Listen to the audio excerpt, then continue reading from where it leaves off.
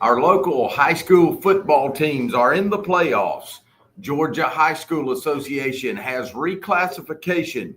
And we'll ask the question tonight, should a coach always play to win? We'll discuss all of those topics next on the Integrity Sports Podcast. Welcome to the Integrity Sports Podcast, covering local sports in the Southwest Georgia area, creating content that is factual, positive, and informative, promoting efforts by athletes, coaches, sports administrators, and sports personalities. Thanks for making the Integrity Sports Podcast a part of your weekly routine. Now here's your host, Tim Estes.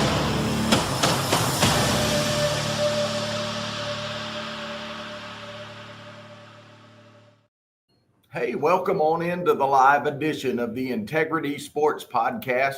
We are on site at the Roman Oven Pizzeria. If you'd like to come and join us, we're going to talk a lot of high school football tonight.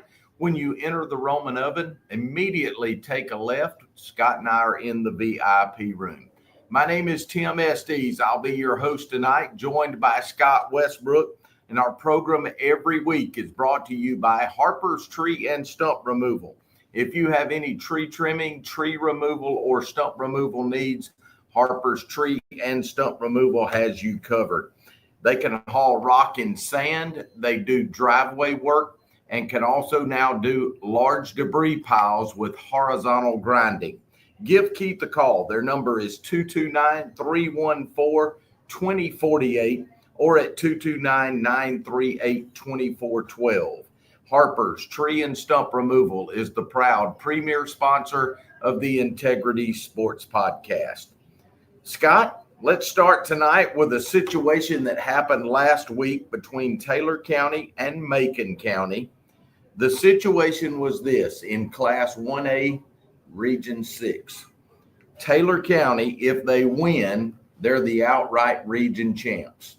If they lose to Macon County, it's going to be a three-way tie between Macon County, Taylor County, and Sly County.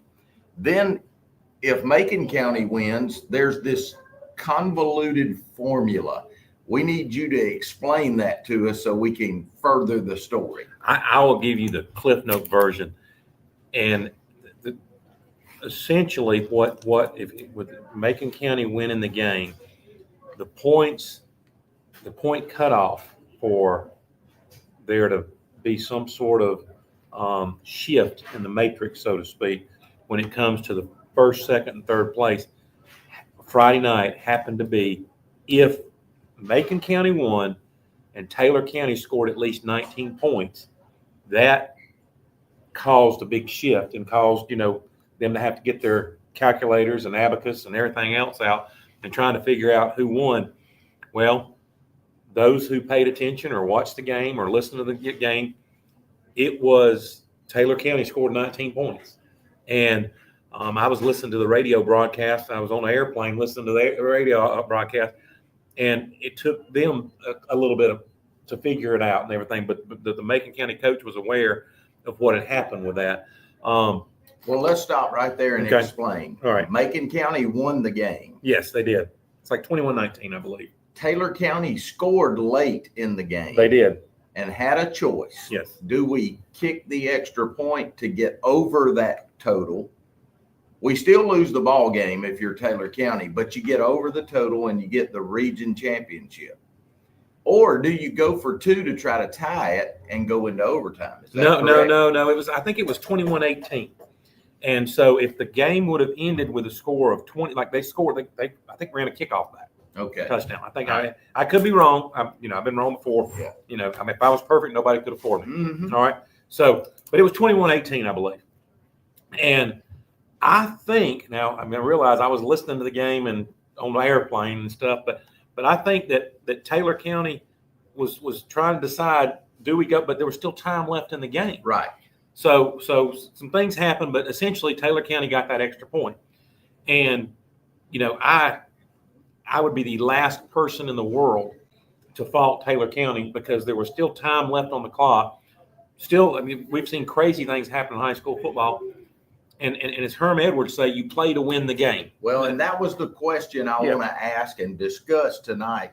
Hopefully those watching and listening tonight can have an opinion. And if you want to chime in on the comments, please go to our YouTube page and you can comment from there. But Scott, if you're a high school coach, if you're a coach at any level and you've got a choice to make, do we play to win the football game, or do we choose to do something that, we're going to lose, but in the end, we're going to end up higher ranked? See, at this level, at high school, I think 100% you play to win the game. Absolutely. You get to the NFL and things like that, when somebody has already clinched home field advantage in the playoffs, and you whether you win or lose, it's not going to affect you in the postseason.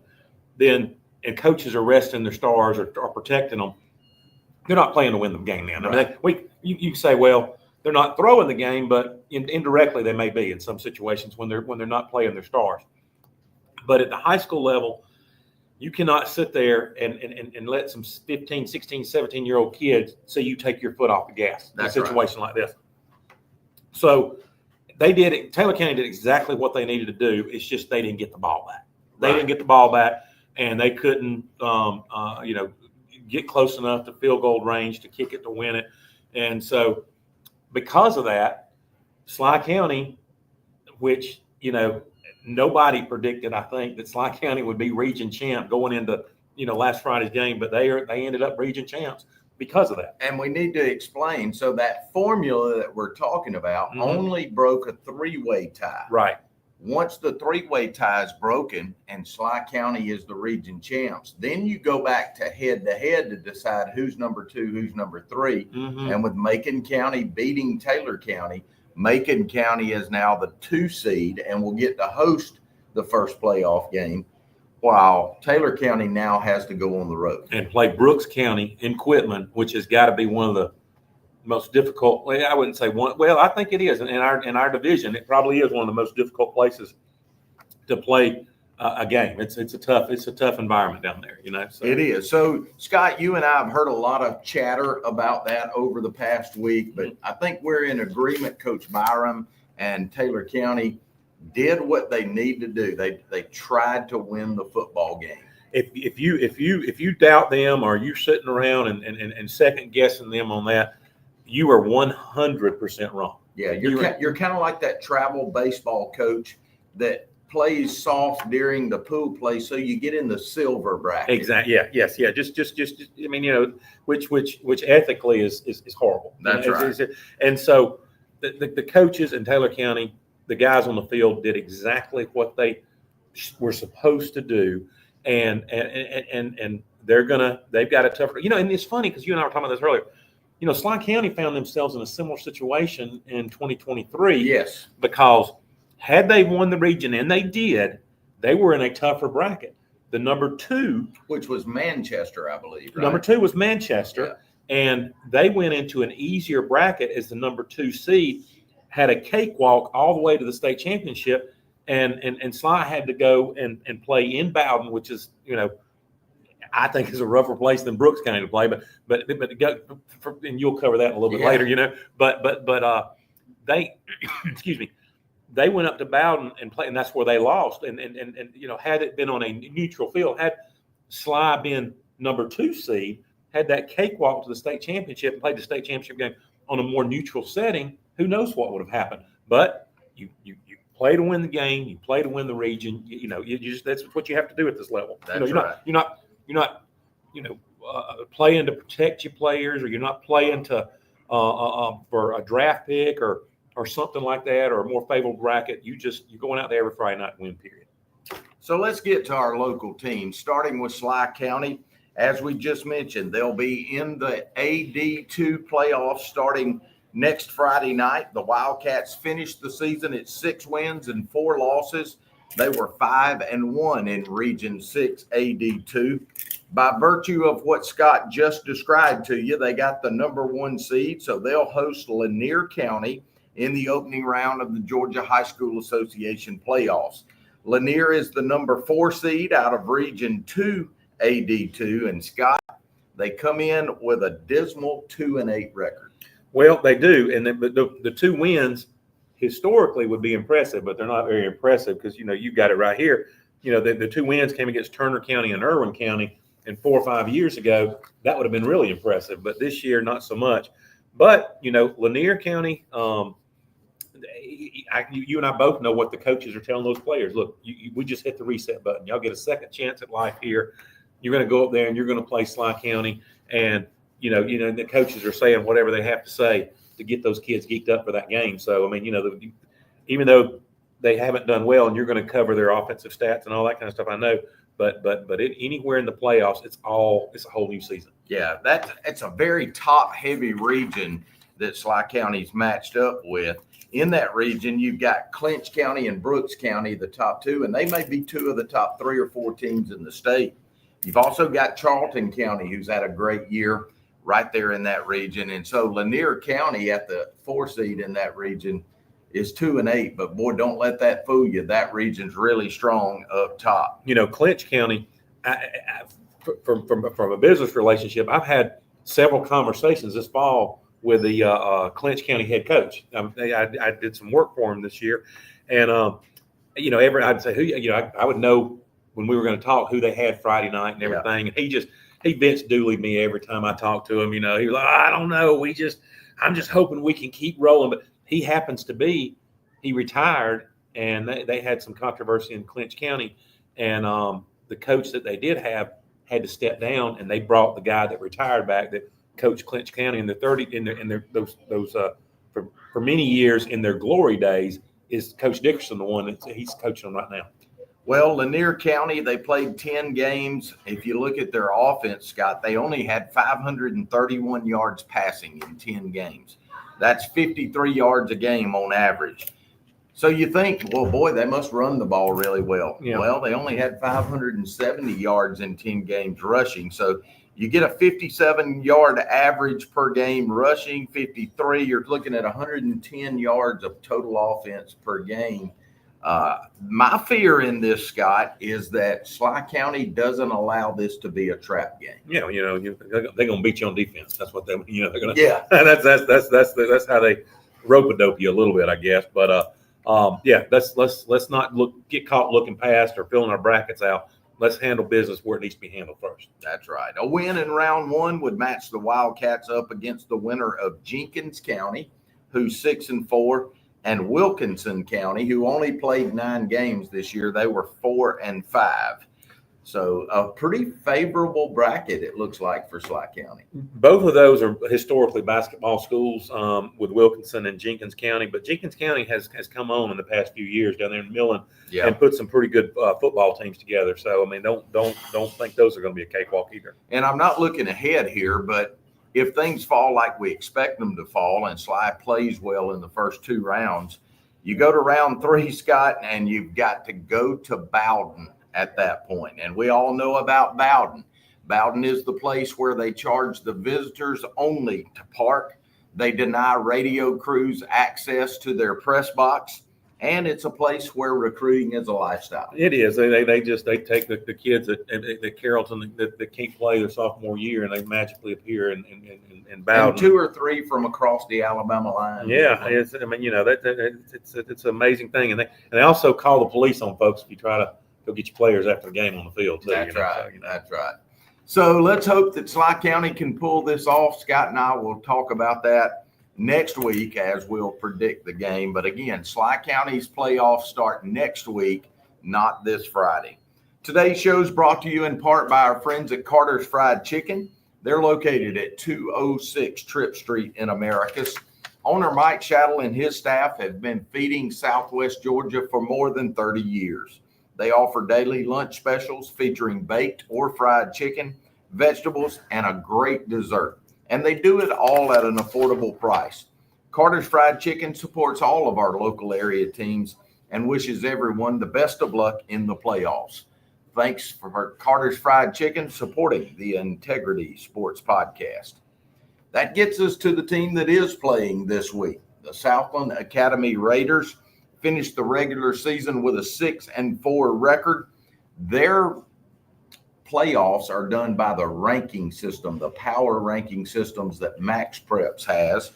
Going into their final game of the regular season, they were the number 2 team in GIAA Class AA.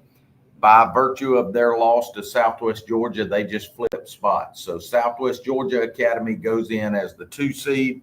Southland goes in as the 3 seed. They got a bye last week in the opening round of the playoffs. This week, they'll take on Central Fellowship Christian in round 2.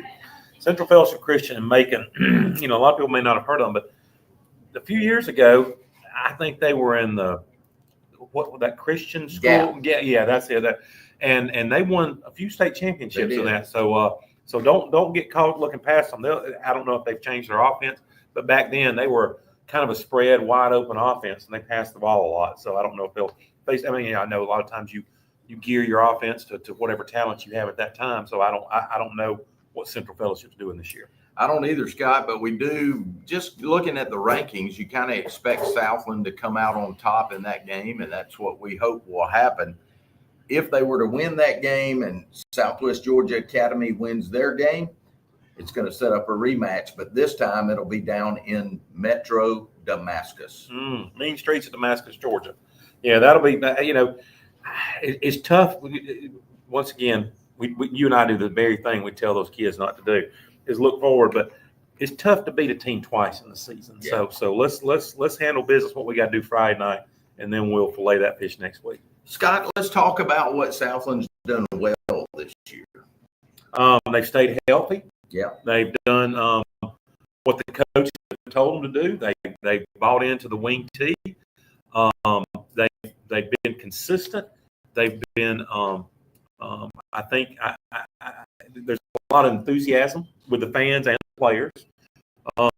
I just have not heard anything bad come out. I mean, here's in football, you'll have some naysayers and some people that'll got something to complain about. I haven't heard any complaints at all out of Southland from anybody. I haven't either. And how many times this season have you and I sat in this room and talked about the excellent job that both sides of the ball in the trenches have done? Southland's really had good offensive and defensive line play, and that's it. I mean, that's the secret is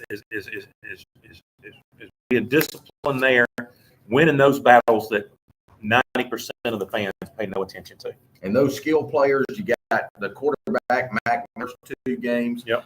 McMichael can run it. He can throw it a little bit. Alan Stick, I think, has had an excellent year running the football. He's got a lot of help out there with Jamarcus Walker and guys like that. Garrett Love has had a really good year, and I'm not sure anybody saw that coming. I think he was going to be more of a role player. Right. But Garrett's really run the football well this year and had a lot of touchdowns, a lot of long runs. And then you throw in guys out on the outside that are catching the football. You know, Southland runs a wing T, and you don't expect them to throw it a lot. So they catch a lot of folks off guard when they do throw the football. And they've got guys out there that are catching it. I know Bryant Rowland's had a good year out there. So, man, it's going to be fun. We're going to wish Southland the best of luck. And right before we close, Scott will predict their winner. I want to thank our friends over at Custom Auto Sales. They're located at 907 Martin Luther King Jr. Boulevard in Americus. Owners Lance and Jessica Stick, they've been fixing your ride for 25 plus years. Well, now they want to help you buy one. They've added major banks and better financing for every credit situation. You can reach Custom Auto Sales by calling them at 924-5558. Or you can check them out online at www.customperformanceauto.com. Thanks to Custom Auto Sales for sponsoring this segment of the Integrity Sports Podcast. That'll get us to the Sumter County Panthers. The Panthers finished 9-1 on the season. And in Class AA, Scott, they don't go by the region, who finished 1st through 4th in the region. In Class AA, the playoffs are done by ranking, and the top 32 teams in the classification get to go to the GHSA playoffs. Here's what shocked me. Sumter County finished as the number 9 ranked team. They're 9-1, and their only loss to Carver of Columbus, the number 1 team in the state, and it was 8-7. I know. That's so bizarre. I mean, you know, how do they do those rankings and that. I mean, that you know, you don't get to peek behind the curtain with this kind of stuff, but the reality is, just because they lost by a score of 8-7, and it happened to be a safety. It wasn't the fact that they scored a touchdown and got 2 points. It was a touchdown and a safety. How do you sit there and bump them that far down in the polls? I mean, you know, it's almost like the Big Ten and SEC complaints that they seem to have with each other on the national rankings. I think that Sumter County has a beef here. I do too. Well, they'll take on number 24. So as the number 9 seed, they'll take on number 24. That is Kip Collegiate out of Atlanta. And you may ask, who is Kip Collegiate, or what is Kip Collegiate? I had to look that up today, Scott. Kip Collegiate is part of the Atlanta Public School District. It is a charter school, very similar to the furloughed charter school here. It's set up very similar to a college campus where you have a business leader to ensure the financial stability of that school. They have department heads. So as you're on their website, they have a COO and a CFO, and then they have the director of math and the director of STEM and the director of science. So a lot of things kind of like you'd think about at a college, but they do have some pretty good football, evidently. They are 5-5 overall, 2-5 in Region 2 play, but this is an extremely good region. The only region in Class 2A that got 5 teams in is their region. Think about this. They've got Carver, Atlanta in that region, who's the number 2 team in the state. They won the region. Then they've got Hapeville Charter. We all know Hapeville Charter won a state championship not too long ago.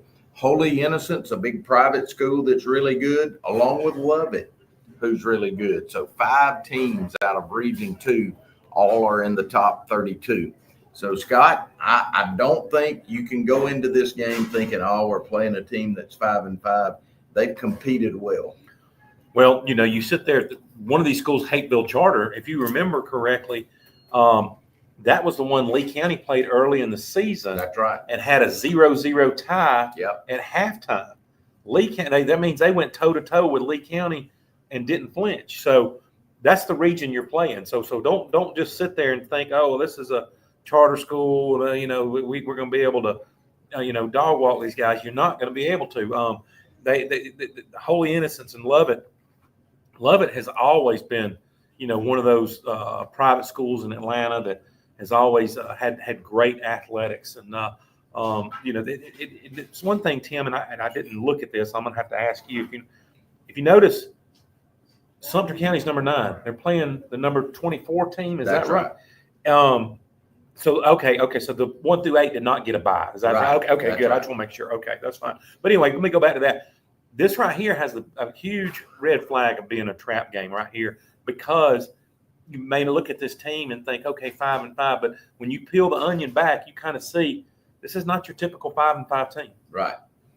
Scott, no matter who wins in the first round, I'm going to say Sumter County in a landslide will win, not because I think they're just totally that much better, but having talked to Will Rogers here recently and several of their assistant coaches, this team's on a mission. I think after that 8-7 loss to Carver, they realized we're really close to being an elite program. Right. For everybody in the state to know we're the best AA program, and I think they're on a mission to get to that final game. Most definitely, yeah. And they can easily do that and have a rematch with a Carver in an area, hopefully, that's not in a pouring down rain game. A second round matchup, should the Panthers win, they would host again, and this time they would host the winner of North Murray and Cook. I'm not real familiar with North Murray. I'm very familiar with Cook, and they always have good football. I think, is that where Lad McConkey played, North Murray?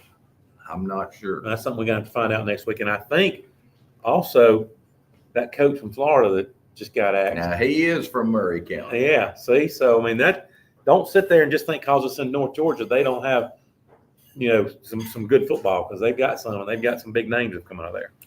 Tonight's show is also brought to you by our friend Marty McDonald at the Marty McDonald State Farm Insurance Agency. He's located at 925 Martin Luther King Jr. Boulevard in Americus.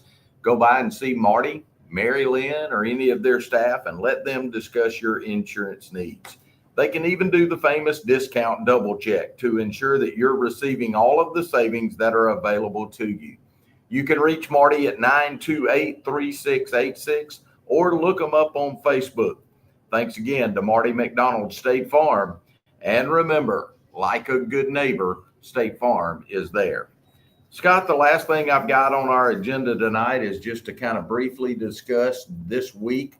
The Georgia High School Association came out with their reclassification for the 2026 through 2028 classes. And the schools have until Sunday to appeal that decision.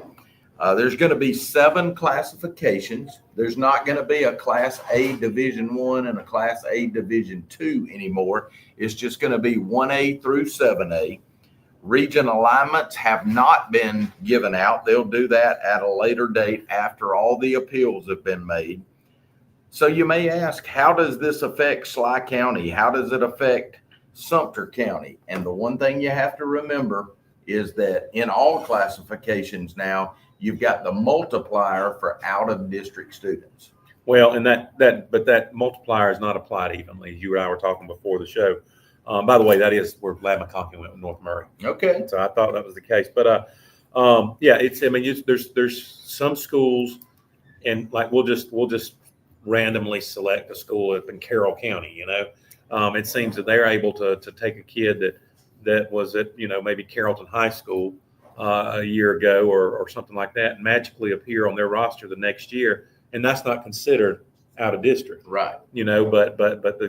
So one thing that's good about this reclassification, it doesn't seem like anybody's really talking about it on the internet too much. Right. I'm joking. Yeah. I mean, it's all over the place. It's all over. If you follow any high school football pages or high school pages, I mean, when the GHSA posts it on their Facebook page, there's like 270 comments. Yeah. So it's getting met with the fanfare that they expected, I'm sure, and it'll all get flushed out, and we'll survive another couple of years. So what does it do? Let's look at Class A real quick. The largest school in the new Class A is Chattahoochee County. That kind of surprised me. I didn't realize they had that many students. Chattahoochee's got 469 students from in their zone. That's within Chattahoochee County. They've got 6 students from out of zone, and they have to have the multiplier. So that's 481 students. So under the new classification, 1A would be 481 students and below. This is the largest Class A school. So where does Sly fall in that mix? Well, Sly County has 366 in-zone students, 29 out-of-zone students. Now understand, this is kids 9th through the 12th grade, not system-wide. But the total FTE count under this for Sly County would be 424. So that means they would remain a Class A school. And I think that's a good thing. Yeah, definitely. I mean, a lot of these schools that call themselves Class A, we go play them in the playoffs. If you got a McDonald's in your town, you ain't Class A. That's right. I mean, I'm That's sorry. Right. So I think if you got one traffic light in your whole county, you're pretty much Class A. I think you're right. Main Street Grill, if you got a Main Street Grill, you're 1A. That's right. What about Sumter County? This affects them as well. Would Sumter County remain a 2A school, or would they get bumped to 3A? Well, Sumter's going to move into the 3A ranks with a total enrollment of 1,025 students in zone. They've got 2 out of zone students. So their official classification count is 1,029. How does that compare to the largest of the 3A schools? Well, Burke County is going to be the largest 3A school, and they've got 1,110. So 1,029 to 1,110. Sumter County is going to be one of the larger Class AAA schools now. I think so. And then, Coach Will Rogers, I mean, he's fine wherever they put him. I think he's got things churning like he wants it, and it doesn't matter. He's going to line up and play whoever they put in front of him on Friday nights. So, Scott, it's been a pretty interesting show tonight with only one game going into tomorrow night. I thought, boy, what are we going to talk about? And then Georgia High School comes out with the reclassification. We had the interesting scenario there in Class A, Region 6 with Sly County, Macon County, and Taylor County. So I hope our audience has enjoyed this. A lot to go over. We need to predict the Southland game. What do you think is going to happen with Southland Academy and Central Fellowship? Well, if I can talk my wife to going, I'm going to go to that game tomorrow night. Okay. And I think that I feel like Southland's going to win. I mean, that's an easy call for me.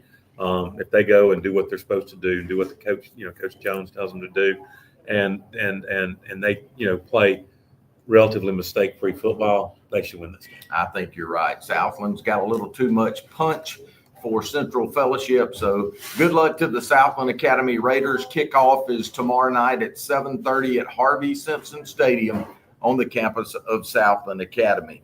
We want to thank you for making the Integrity Sports Podcast a part of your weekly routine. Please go to our YouTube page and hit the subscribe button. And whatever platform you're watching on tonight, make sure to like and share this video. We'd like to once again thank our sponsors, Harper's Tree and Stump Removal, Carter's Fried Chicken, Custom Auto Sales, and Marty McDonald State Farm. Go out and support the Raiders this week. For Scott Westbrook, I'm Tim Estes. Thanks for watching. So long, everybody.